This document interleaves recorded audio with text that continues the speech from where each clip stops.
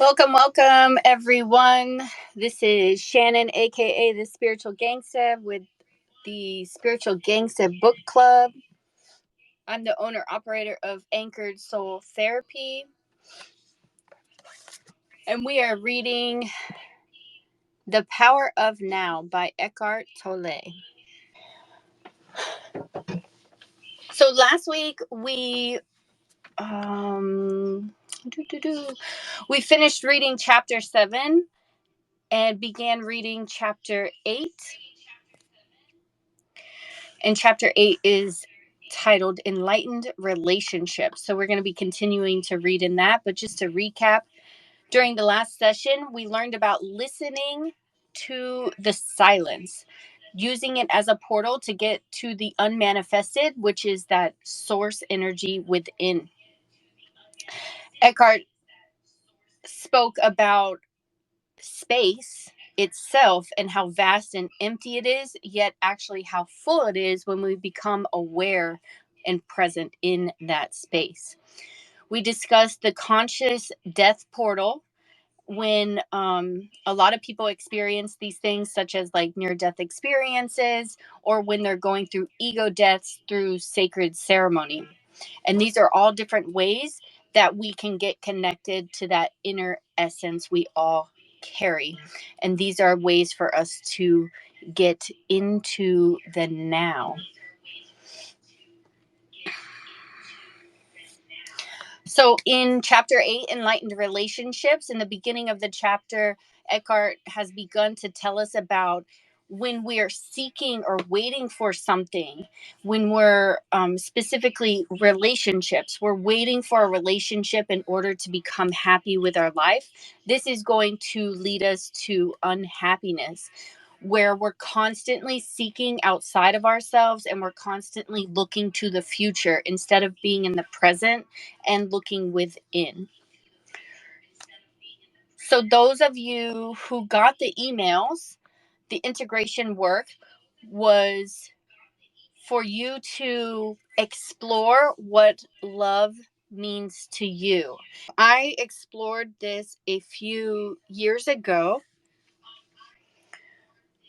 where a lot of times when we're growing up, we're told, especially women, like we see Disney movies, right, as what love is. Like we find a person and then we get married and then you have kids and that's love, right? So this causes that constant seeking outside of ourselves to find love. And I spent most of my life like that. I actually never wanted to get married, but I still in my heart desired a partnership. And it caused me to not have any love for myself and not understand that I needed that love for myself. So I would say probably 6 years ago now is only when I began to really dive into the word of what is love and what does it mean to me and what does it look like and what does it feel like. And I don't, since you guys aren't sharing, I don't really want to like dive into telling you what my definition is, because I really want you guys to explore this for yourselves. But it ended up breaking a lot of those conditioned thoughts of that it was outside of myself. And I really found it within.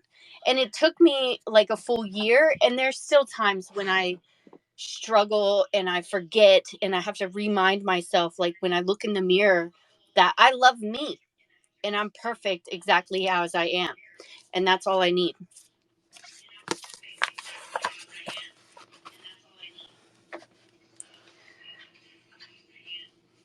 All right. So if nobody has anything to share, we're going to continue reading. Those who have the book, we're on page 53, the bottom part, From Addictive to Enlightened Relationships.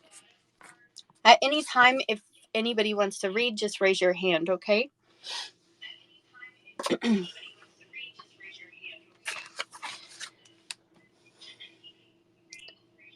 From Addictive to Enlightened Relationships. Can we change an addictive relationship into a true one? Yes. Being present and intensifying your presence by taking your attention ever more deeply into the now. Whether you are living alone or with a partner, this remains the key. For love to flourish, the light of your presence needs to be strong enough so that you no longer get taken over by the thinker or the pain body and mistake them for who you are. To know yourself as the being underneath the thinker, the stillness underneath the mental noise, the love and joy underneath the pain is freedom, salvation, enlightenment. To disidentify from the pain body is to bring presence into the pain and thus transmute it. To disidentify from thinking is to be the silent watcher of your thoughts and behavior, especially the repetitive patterns of your mind and the roles played by the ego. If you stop investing it with selfish, the mind loses its compulsive quality, which basically is the compulsion to judge and so to resist what is, which creates conflict, drama, and new pain. In fact, the moment that judgment stops through acceptance of what is, you are free of the mind. You have made room for love, for joy, for peace. First, you stop judging yourself, and then you stop judging your partner. The greatest catalyst for change in a relationship is complete acceptance of your partner as he or she is, without needing to judge or change them in any way. That immediately takes you beyond ego. All mind games and all addictive clinging are then over. There are no victims and no predators anymore. No accuser and no accused. This is also the end of all codependency, of being drawn into somebody else's unconscious pattern and thereby enabling it to continue. You will then either separate in love or move ever more deeply into the now together, into being. Can it be that simple? Yes, it is that simple. Love is a state of being. Your love is not outside, it is deep within you. You can never lose it, and it cannot leave you.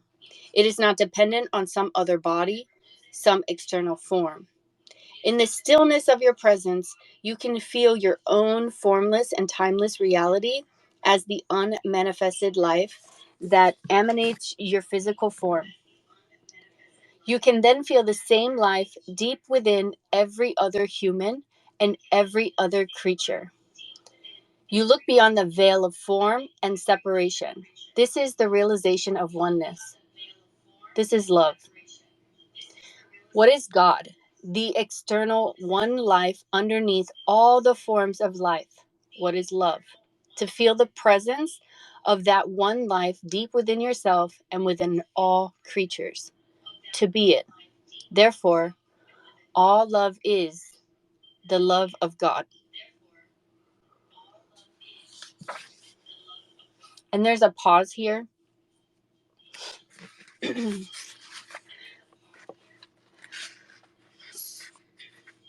So those of you who have explored what love is, this is exactly what I came to find out. It took a while to get here because I had to break down all those barriers of all the conditioning and all the thinking that it was outside myself and looking at what it was, where I was going to get the next love dose from, right? But the most beautiful thing, and I know some of you have heard me say this before, is that when you experience these love feelings, say like when you first meet someone, what's so amazing is that that love is yours. Nobody else can feel it. You can try to express it, but they'll never feel it the way you do. And it's beautiful because it never leaves you. And you can, once you learn to become present and really understand that, you can harness that love throughout your day and do exactly as he says here. Experience it through others and other creatures, even the trees. You can feel it in the air when you get to that resonance that this is what love is.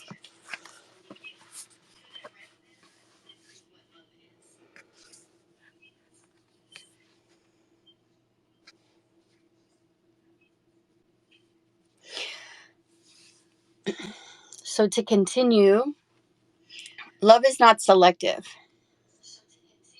Just as the light of the sun is not selective. It does not make one person special. It is not exclusive. Exclusivity is not the love of God, but the love of ego. However, the intensity of which true love is felt can vary. There may be one person who reflects your love back to you more clearly and more intensely than others. And if that person feels the same towards you, it can be said that you are in a love relationship with him or her. The bond that connects you with that person is the same bond that connects you with the person sitting next to you on a bus, or with a bird, or a tree, a flower. Only the degree of intensity with which it is felt differs. Even in an otherwise addictive relationship, there may be moments when something more real shines through, something beyond your mutual addictive needs. These are the moments when both you and your partner's mind briefly subside and the pain body is temporarily in a dormant state. This may sometimes happen during physical intimacy or when you're both witnessing the miracle of a childbirth or in the presence of death or when one of you is seriously ill. Anything that renders the mind powerless. When this happens, your being, which is usually buried underneath the mind, becomes revealed, and it is this that makes true communication possible. True communication is communion, the realization of oneness, which is love. Usually, this is quickly lost again unless you're able to stay present enough to keep out the mind and its old patterns. As soon as the mind and the mind identification return, you're no longer yourself, but a mental image of yourself. And you start playing games and roles again to get your ego needs met. You are a human mind again, pretending to be a human being, interacting with another mind, playing a drama called love. Although brief glimpses are possible, love cannot flourish unless you are permanently free of mind identification and your presence is intense enough to have dissolved the pain body. Or you can at least remain present as the watcher. The pain body cannot take you over and so become destructive. The pain body cannot then take you over and so become destructive of love. Relationships as spiritual practice. As the egoic mind mode of consciousness and all the social, political, and economic structures that it curated enter the final stage of collapse, the relationships between men and women reflect the deep state of crisis in which humanity now finds itself. As humans have become increasingly identified with their mind, most relationships are not rooted in being, and so turn into a source of pain and become dominated with problems and conflict.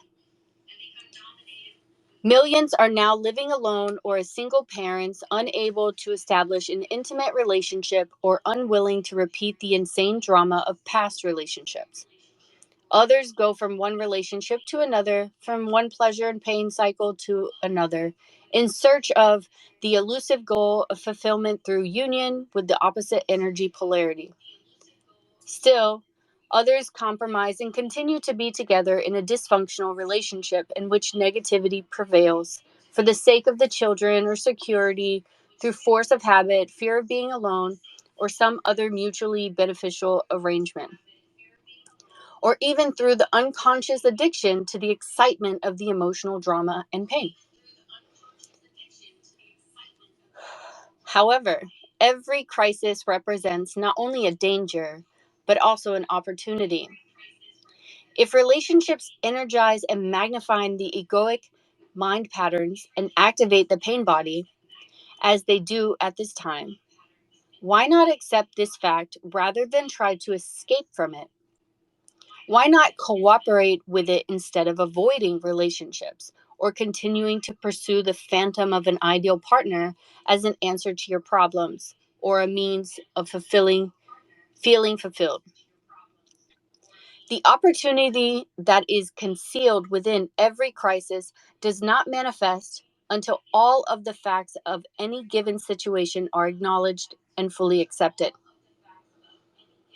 As long as you deny them, as long as you try to escape from them or wish that things were different, the window of opportunity does not open up, and you remain trapped inside the situation, which will remain the same or deteriorate further.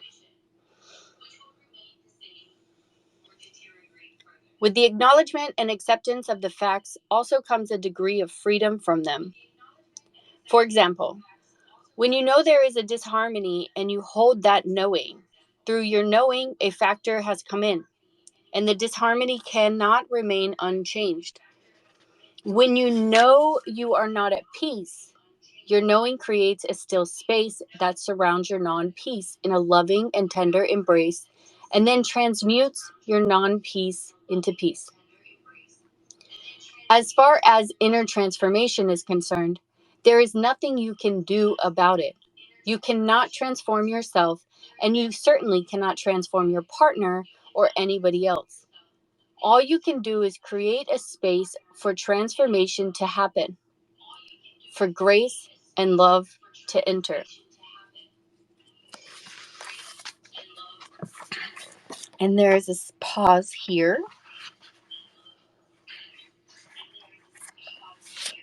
So if anybody wants to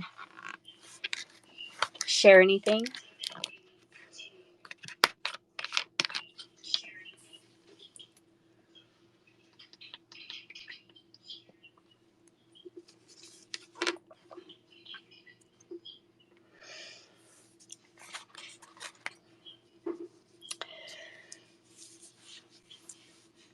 So unfortunately, I've experienced this, where and this is one of the illusions that we're taught about love, is that we can change people or they will change. And then we put a reflection of ourselves that something's wrong with us if they're not changing. But what he's saying here is, we need to acknowledge and accept the facts for if there is a disharmony, we're still participating with it. If we're not at peace, then why are we continuing to be in a situation? We still need to learn to make that safe space within so that we can become at peace. And eventually, like you work on your vibration so much and you feel this peace, you're not going to want to continue with anything that doesn't give you peace, right? And it's not just like a personal or intimate relationship. This is with lots of our relationships. If it doesn't feel good and we're really at peace with ourselves, we're not going to continue to walk into the fire, right?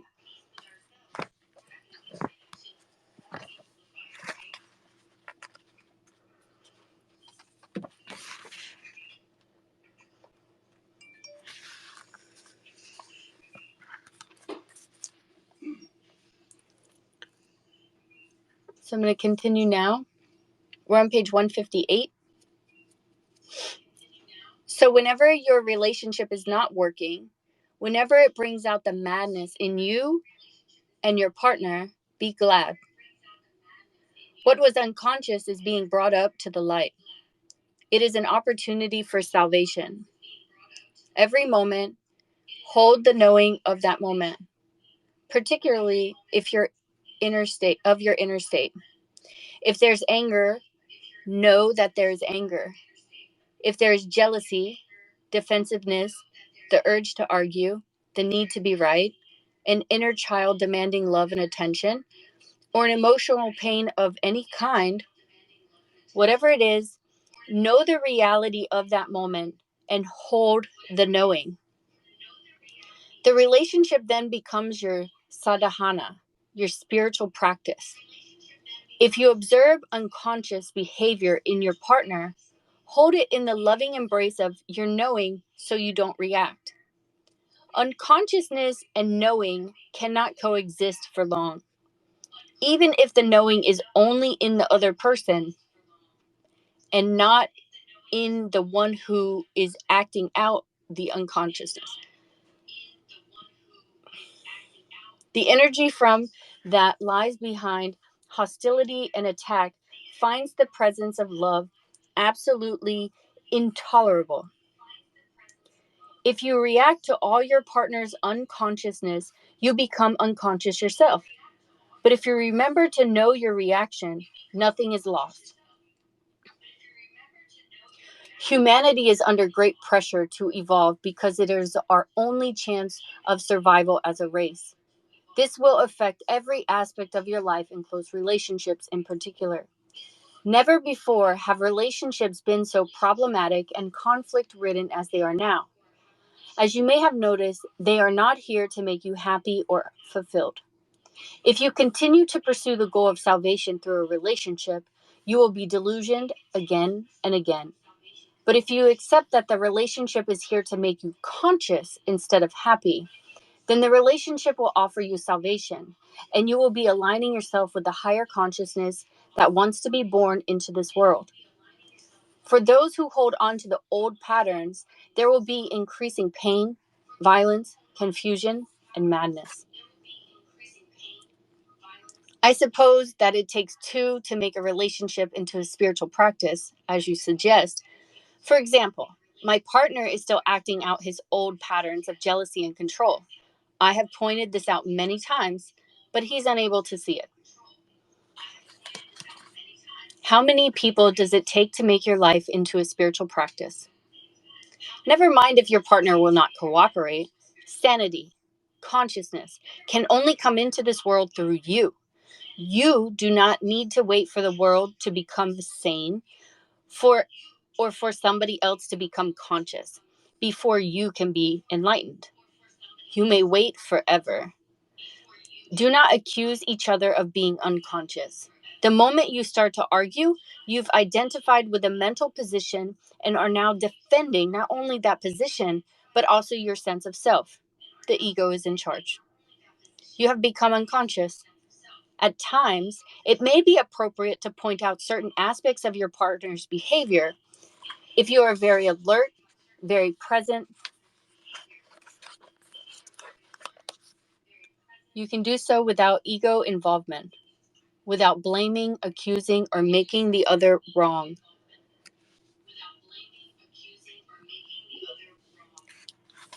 When your partner becomes unconsciously relinquish, when your partner behaves unconsciously, relinquish all judgment.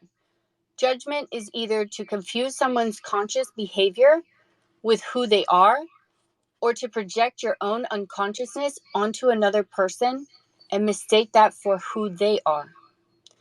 To relinquish judgment does not mean that you do not recognize dysfunction and unconscious when you see it. It means being the knowing rather than being the reaction and the judge.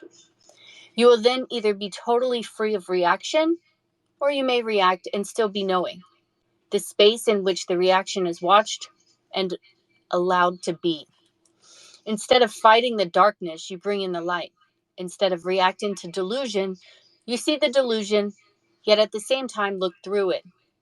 Being the knowing creates a clear space of loving presence that allows all things and all people to be as they are.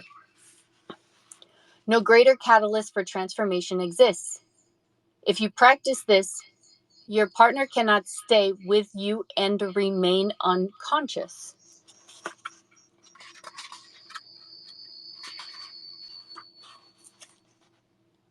If you both agree that the relationship will be your spiritual practice, so much the better. You can then express your thoughts and feelings to each other as soon as they occur or as soon as a reaction comes up, so that you do not create a time gap in which an unexpressed or unacknowledged emotion or grievance can fester and grow. Learn to give expression to what you feel without blaming. Listen to your partner in open, non defensive way. Give your partner space for expressing him or herself. Be present. Accusing, defending, attacking.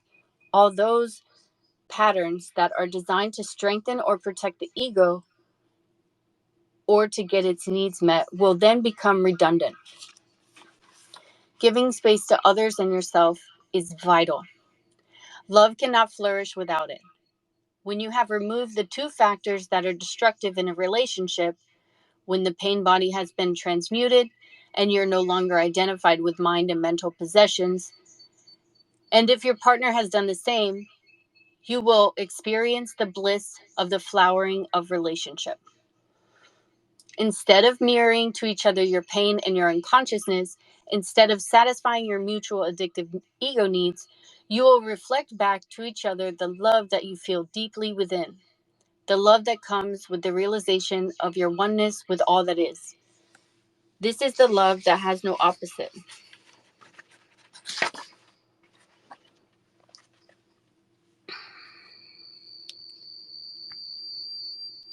If anybody has something to say, you can go ahead and speak. I'm going to take a water break real quick.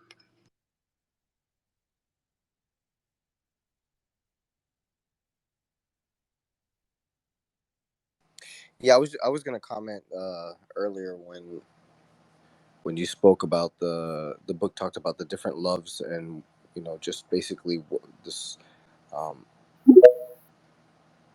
yeah, just love in general. For me, it was something that I've gone through different stages of what I thought love was or is, and kind of like what we're taught and having to unlearn and learn, and then also the facade of like Hollywood and what you see in the movies.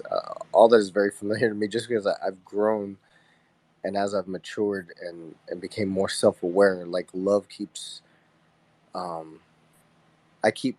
I don't want to say it keeps changing. I keep realizing with a deeper understanding more and more what love is, at least in my life, and it's a continual process of learning and shedding away what I thought. Like I think I commented one time. I don't know if it was here or another space that I was married at one time, and I got married because I thought that's what I needed to be doing at that time. Like everybody around me was married, and it was something like society kind of like I thought that's what I needed to do. So I just walked into that. It was nothing.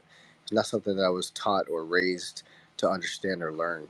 And it's just it's amazing to me to really think about how we're taught to love everything around us except for ourselves, like loving ourselves first. So it's love is definitely something that I feel like it's it really is more taboo than like reality of what a lot of people think what it think it is or have experienced it. At least for me, that's what I've learned as I've grown to understand what love is and loving myself more and just experiencing more love and showing more love and accepting it in my life.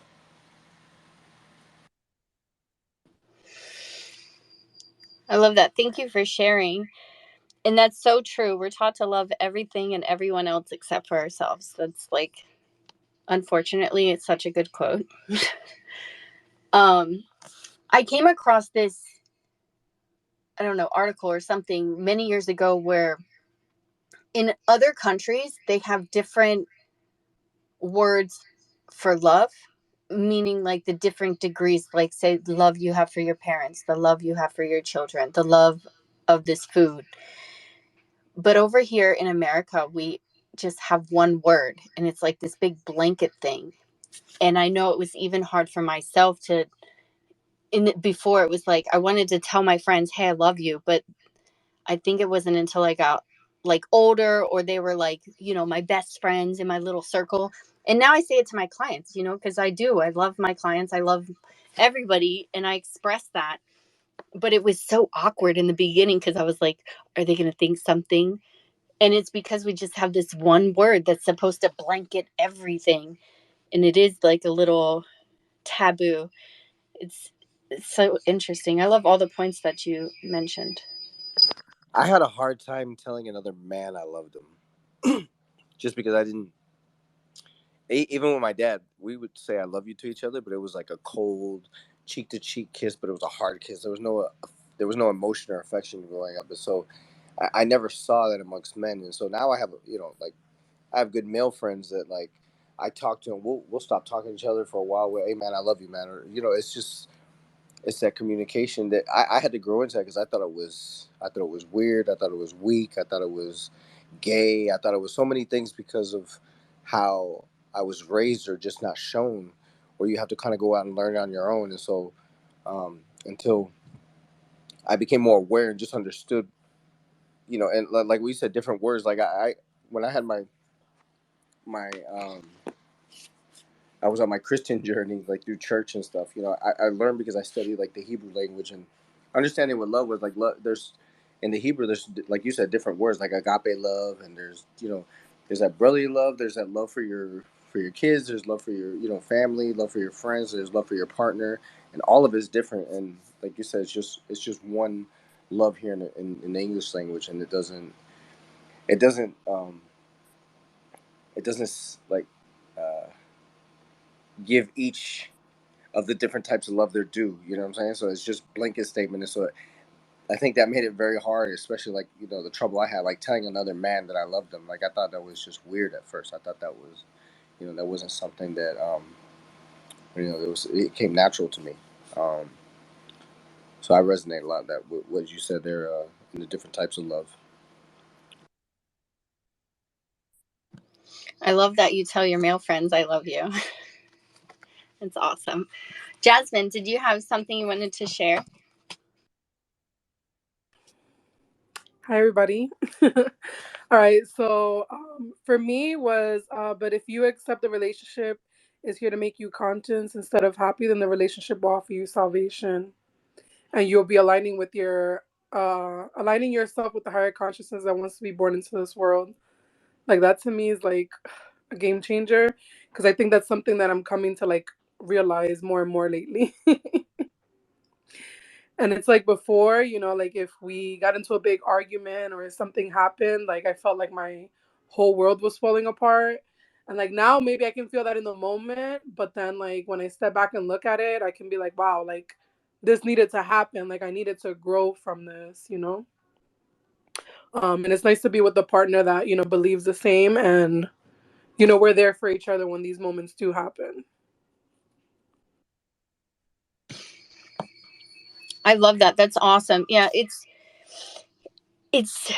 amazing when you find someone where you can both be in a conscious relationship.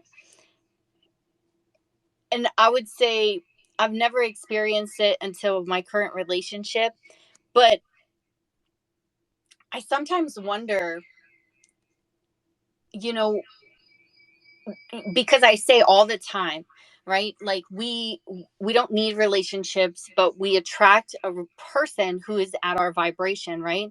So even back then, like if I was conscious and started doing these things, being mindful, practicing unconditional love, understanding they're human, they're going through things, and just let them sit and let them have their experience and just offer love, what those relationships would have been like. Because I wasn't a saint in those relationships. I acted out of ego, and I still have moments when I act in ego, but it's so interesting, like, to think we're creating this. We are creating this, right? We're creating our reality. So we can experience that with other people too. If we're having a disagreement with someone and we switch and we act in love and allow them to be in that, we can then decide, like, okay, is this always happening? Is this resistance always happening? Do I need to move in a different direction? I think that's a great monitor for where we should be putting our love or putting our time. Let's change that to time. Right, it's that, and like also the fact that it says like unconsciousness and consciousness cannot exist at the same time. It's just like once you do become conscious, like you're dealing with all these things as they come up. Like there is no longer something that you just like brush off or like continuously think about. It's something you just like want to deal with like then and there. Definitely. Yeah, because as you're working on yourself, you're continuously, your world is changing, right? And you're becoming conscious. You're going to attract more conscious people, or those who want to become conscious, right? Because you're guiding them and you're teaching them, because we all have that ability to do that for people that come into our lives. And even in not so intimate relationships, in like family relationships, the more we become conscious and we speak with love, our outside world, our family is going to start doing that too, or you just kind of lean back. Literally what I'm going through. But like one thing I heard before and it kind of stuck with me was like heal yourself and you heal your family. Oh, You I know, love. I'm feeling every aspect of that. Oh, that's a deep one, girl. I feel for you.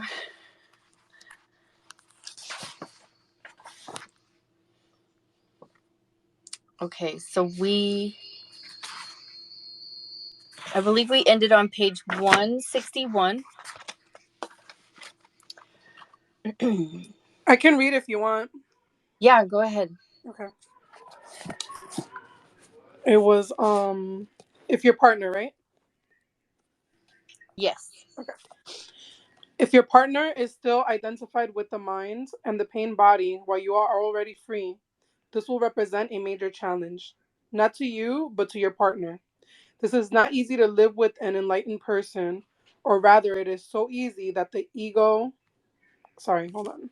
So easy to live with an enlightened person, or rather, it's so easy that the ego finds it extremely threatening.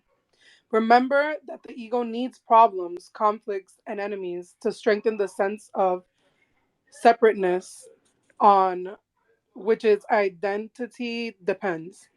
The unenlightened partner's mind will be deeply frustrated because its fixed positions are not resisted, which means they will become shaky and weak. And there is even the danger that they may collapse altogether, resulting in a loss of self. The pain body is demanding feedback and not getting it. The need for argument, drama, and conflict is not being met.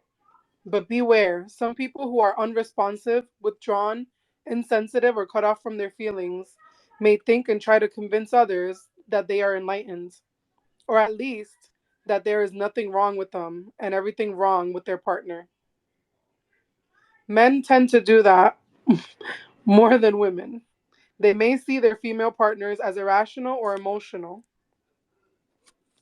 but if you can feel your emotions, you are not far from the radiant inner body just underneath. If you are mainly in your head, the distance is much greater, and you need to bring consciousness into the emotional body before you can reach the inner body. If there isn't an if there isn't an emanation of love and joy, complete presence and openness towards all beings, then it is not enlightenment. Another indicator is how a person behaves in a difficult or challenging situations or when things go wrong.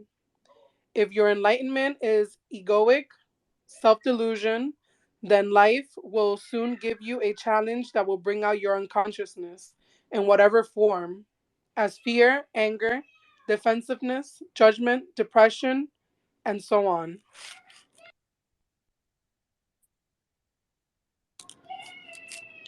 If you are in a relationship, many of your challenges will come through your partner. For example, a woman may be challenged by an unresponsive male partner who lives almost entirely in his head. She will be challenged by this inability to hear her, to give her attention and space to be, which is due to his lack of presence. The absence of love in the relationship, which is usually more keenly felt by a woman than a man, will trigger the woman's pain body, and through it, she will attack her partner, blame, criticize, make wrong, and so on. This in turn now becomes his challenge.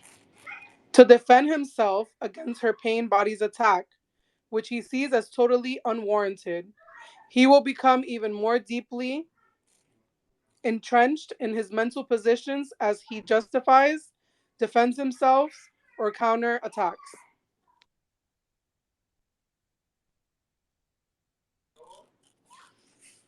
It will not subside until both pain bodies have replenished themselves and then enter the dormant stage until the next time. This is only one of an endless number of possible scenarios. Many volumes have been written, and many more could be written about the ways in which unconsciousness is brought out in a male female relationship. But as I said earlier, once you understand the root of the dysfunction, you do not need to explore its countless manifestations. Let's briefly look again at the scenario I have just described. Every challenge that it contains is actually a disguised opportunity for salvation. At every stage of the unfolding dysfunctional process, freedom from unconsciousness is possible. For example, the woman's hostility could become a signal for the man to come out of his mind identified state, awaken into the now, become present, instead of becoming even more identified with his mind, even more unconscious. Instead of being the pain body, the woman could be the knowing that watches the emotional pain in herself, thus accessing the power of the now and initiating the transmutation of the pain. This would remove the compulsive and automatic outward projection of it.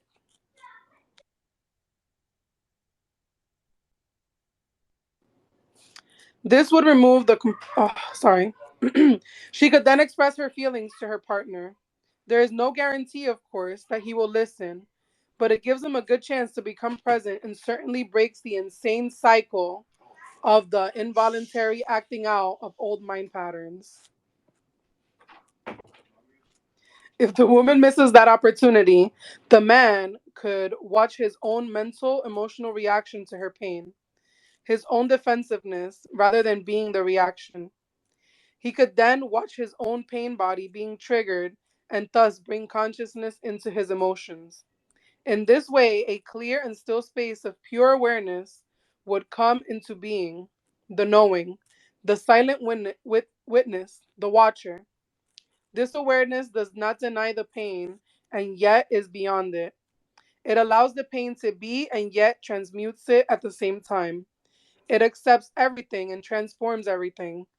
A door would have opened up for her through which she could easily join him in that space. If you are consistently or at least predominantly present in your relationship, this will be the greatest challenge for your partner. They will not be able to tolerate your presence for very long and stay unconscious. If they are ready, they will walk through the door that you open for them and join you in that state. If they are not, you will separate like oil and water. The light is too painful for someone who wants to remain in darkness.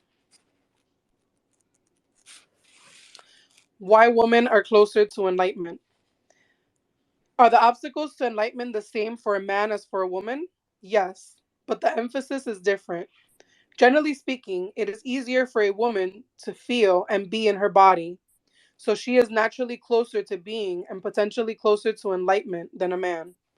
This is why many ancient cultures instinctively choose female figures or analogies to represent or describe the formless and transcendental reality. It was often seen as a womb that gives birth to everything in creation and sustains and nourishes it during its life as form. In the Tao Te Ching, one of the most ancient and profound books ever written, the Tao, which could be translated as being, is described as infinite, eternal presence, the mother of the universe. Naturally, women are closer to it than men since they virtually embody the unmanifested. What is more, all creatures and all things must eventually return to the source. All things vanish into the Tao. It alone endures. Since the source is seen as a female, this is represented as the light and dark sides of the archetypal feminine in psychology and mythology. The goddess or divine mother has two aspects. She gives life and she takes life. Then the mind took over, and humans lost touch with the reality of their divine essence. They started to think of God as a male figure. Society became male dominated, and the female was made subordinate to the male. I am not suggesting a return to earlier female representations of the divine. Some people now use the term goddess instead of God. They are redressing a balance between the male and female that was lost a long time ago, and that is good. But it's still but it is still a representation and a concept, perhaps temporarily useful, just as a map or signpost is temporarily useful, but more a hindrance than a help when you are ready to realize the reality beyond all concepts and images. What does remain true, however, is that the energy frequency of the mind appears to be essentially male. The mind resists, fights for control, uses, manipulates, attacks, tries to grasp and possess, and so on.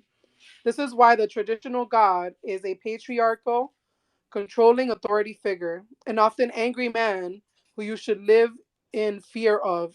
As the Old Testament suggests, this God is a projection of the human mind.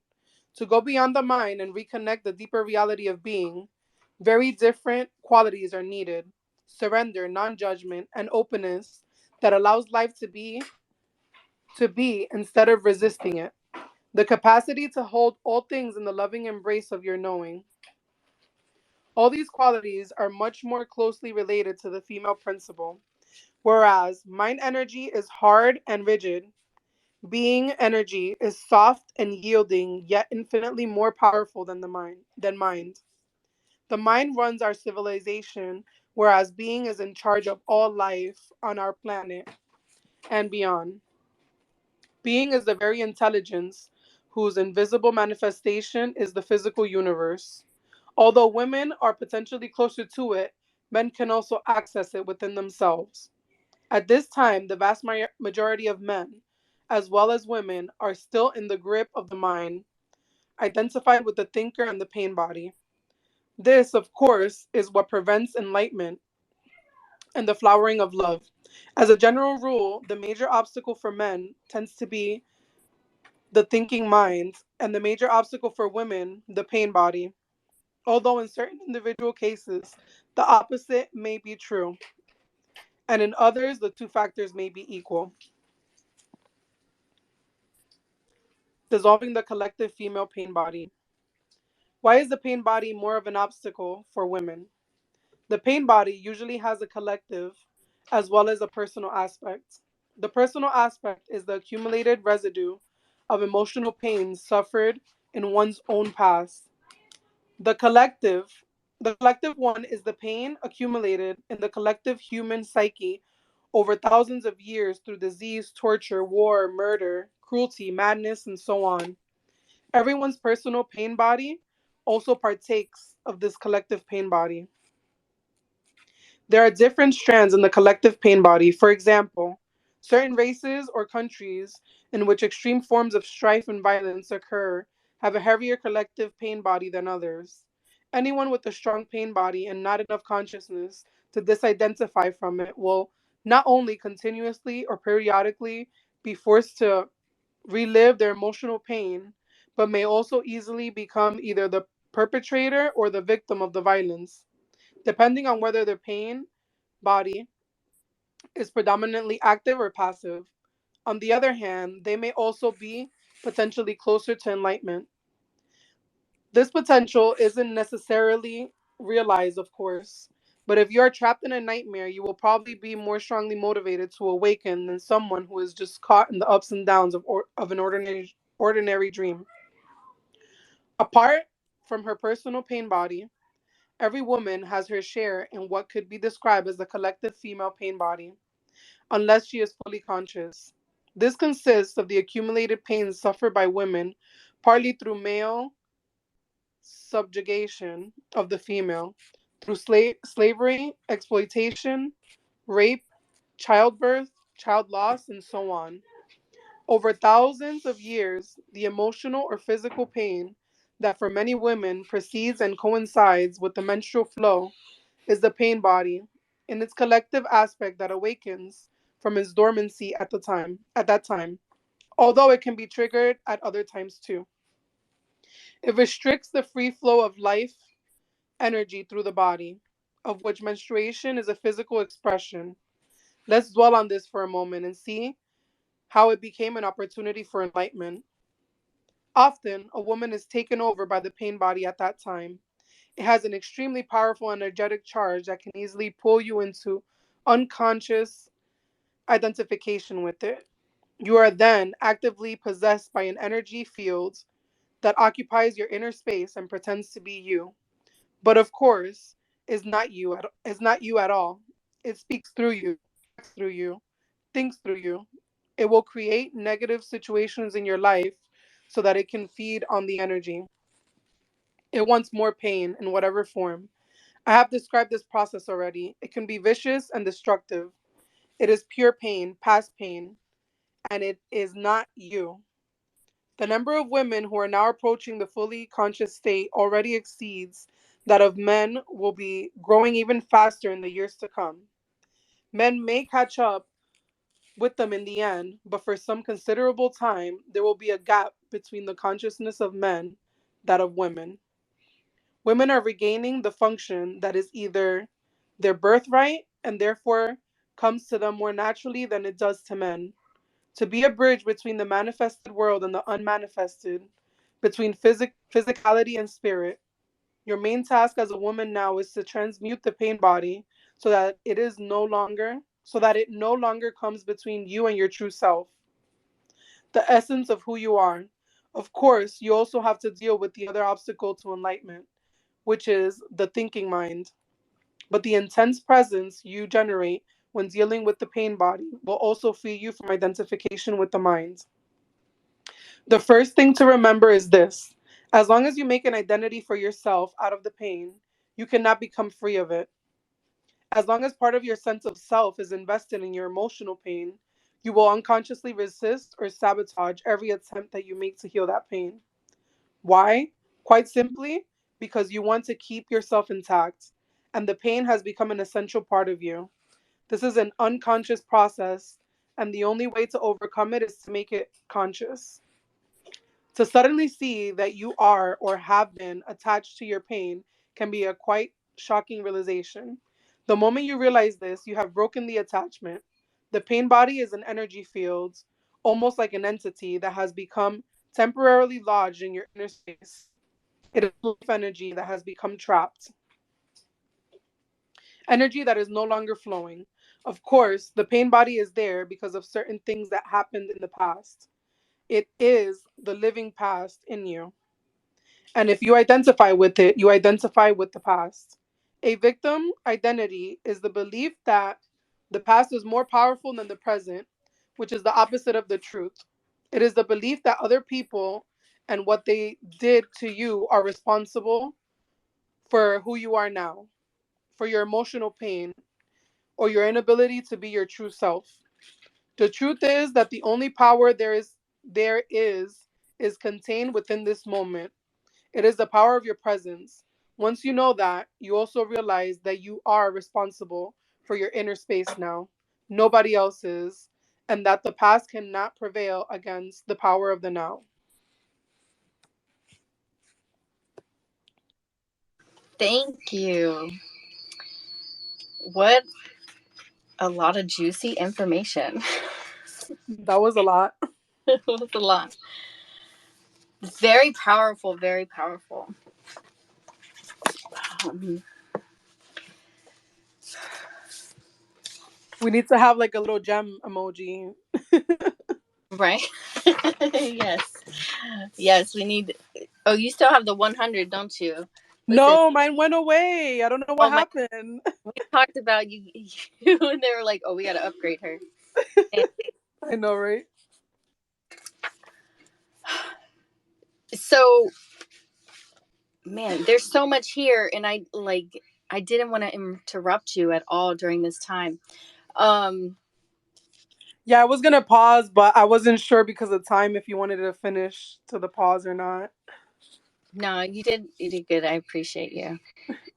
So let me just start with what we just read, right? Dissolving the collective female pain body. And where he's literally talking about our menstruation.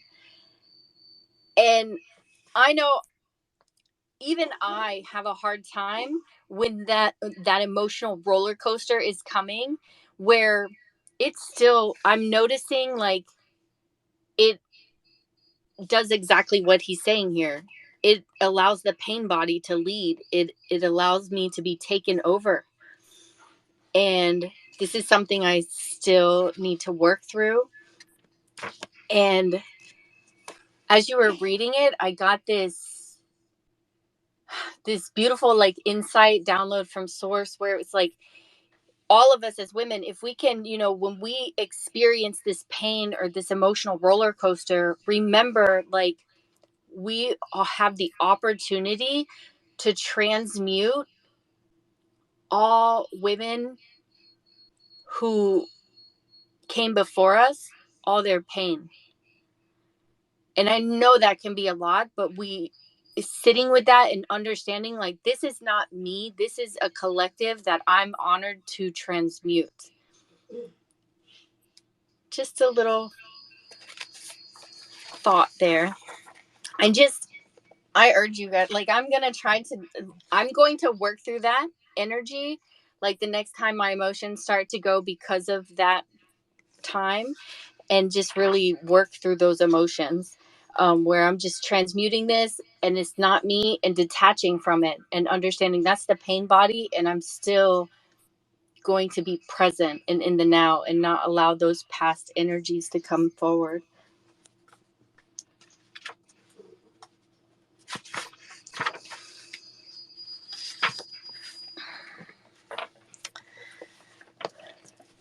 So this section here where he talks about why women are closer to enlightenment, where women are more emotional beings and men are more mental beings. And this is not to say that men don't have the opportunity to become enlightened or be enlightened, and there aren't any out there. There definitely are. Disciplined One here is an example. um but I love how he expresses this, because this is something when I was coming into my awakening and understanding there is a lot more feminine energy closer, that we do awaken, we lead the way, we make it a safe space for men to come in. But we can't do that when we're in our pain body. We have to really step out of the pain body and become in the being, in the now, and give that space of unconditional love and show them that it is safe for them to get into their emotional body, for them to feel their emotions and to express them in a healthy way.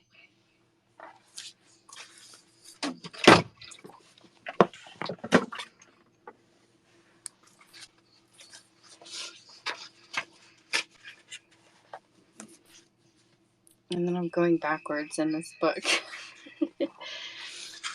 There is something. Oh, when he was talking about the relationships.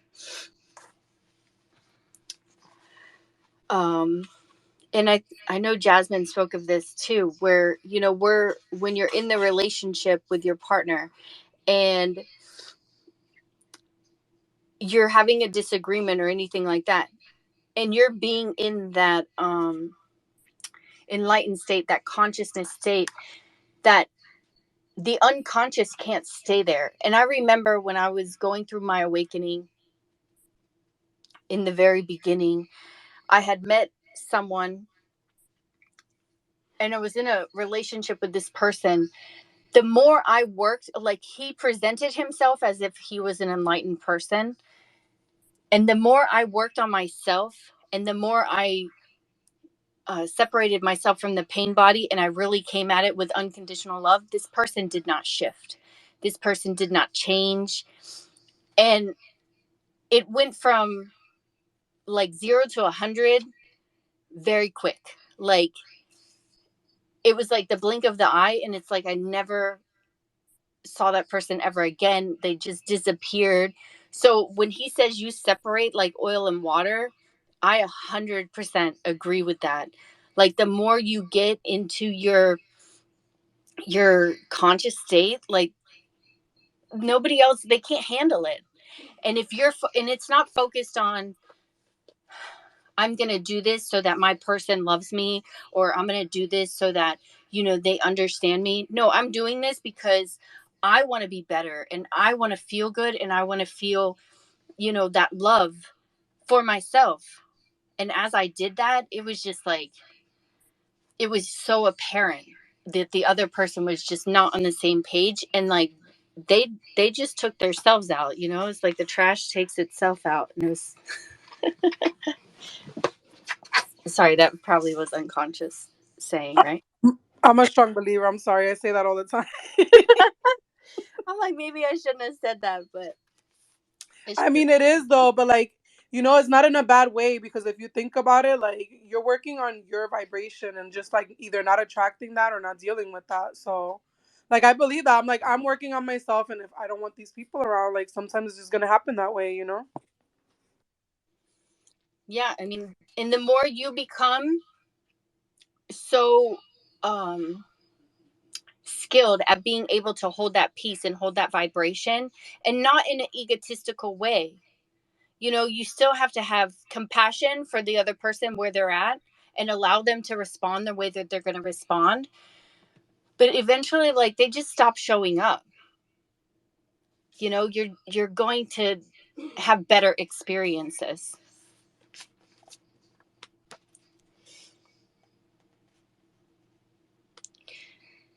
Does anybody have anything they want to share?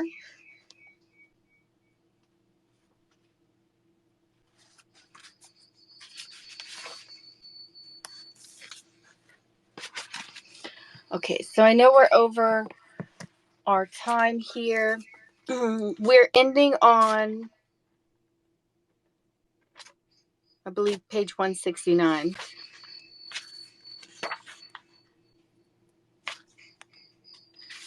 Yes.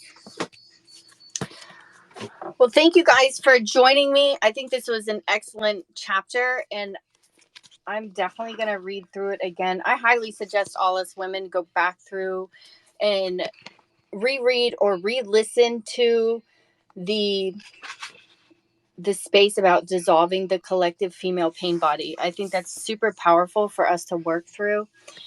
And I will be sending emails out. Those will go out very soon with your integration work. I'm going to think a little bit about the integration work, because I don't want it to be only female focused.